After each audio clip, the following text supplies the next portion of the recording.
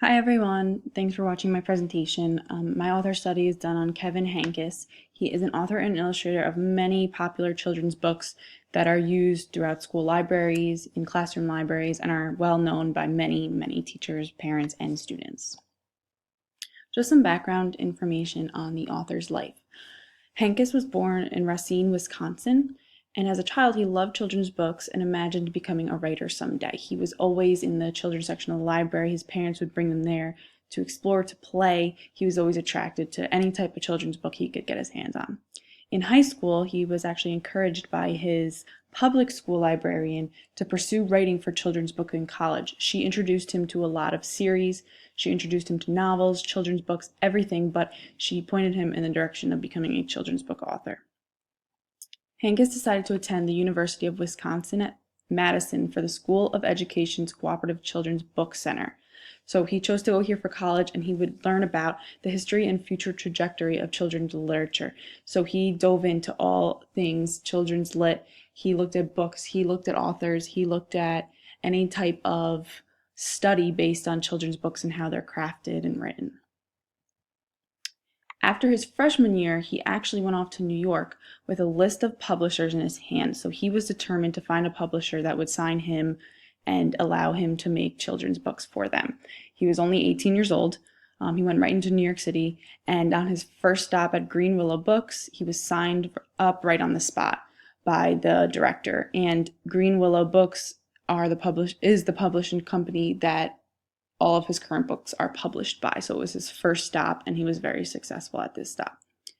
He took that following fall semester off to work on his first published book, which was All Alone, which was published in 1981.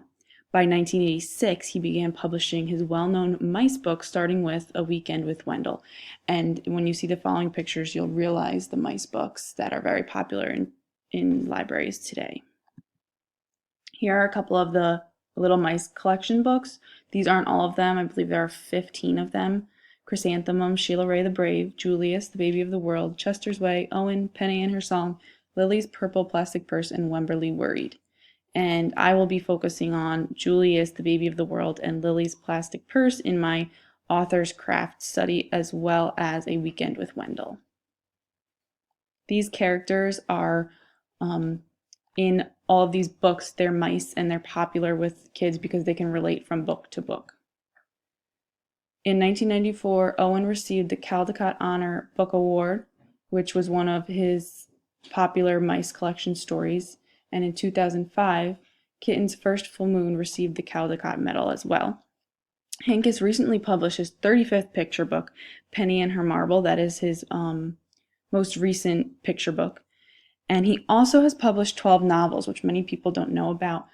He does write novels. He doesn't write as many, but he has won awards for his novels as well. The Year of Billy Miller, which is a very recent book he wrote, won a Newbery Honor in 2014. Henkes was also picked to deliver the prestigious Mayhill Arbuthnot Lecture in 2007 by the Association of Library Service to Children, a division of the American Library Association. This is a prestigious award that he was picked to deliver because of all of his contributions to children's literature. And in 2013, the Catholic Library Association awarded Henkes with the Regina Medal, celebrating his continued distinguished contribution to children's lit. So he has done a lot. He's published a lot of books, and he's well known in that field. And this is a quote I took from the New York Times when they were reviewing A Good Day. It should be said that Kevin Henkes is a genius. So there are also a lot of quotes from different newspapers and different libraries that show how well of a children's writer he is. Going into the author's craft, he shows repetition of a specific phrase a lot in the 3 books that I looked at. In Lily's Purple Plastic Purse, we see the quote, "Wow," said Mr. Slinger. That was just about all he could say. Wow. This is said 3 or 4 times throughout the book after he looks at something that Lily has given him. In Julius, the Baby of the World, Lily's parents continually say, "Julius is the baby of the world," every 3 or 4 pages. And in A Weekend with Wendell, Sophie continually says, "I can't wait for Wendell to go home," she said to herself. The author also uses extra line spaces throughout most of its books. In Lily's Plastic Purple Purse, he writes, she loved the pointy pencils. She loved the squeaky chalk. He goes on to describe everything that she loved about school. There's about 3 or 4 lines that continually say she loved blank. In Julius, the baby of the world, the quote is, Lily had glorious dreams about Julius and ghastly nightmares too. He leaves extra line spaces throughout, showing that we're kind of stretching this moment out, and it stretches across the 2-page spread. In A Weekend with Wendell, she heard scary noises coming from the broom closet. It was Wendell. These 2 quotes are also spread out across the page, showing that it's a moment we're stopping, we're paying attention to this specific moment. And the last piece of the author's craft would be the italics used in Lily's plastic purple purse. Mr. Slinger was right. It had been a better day.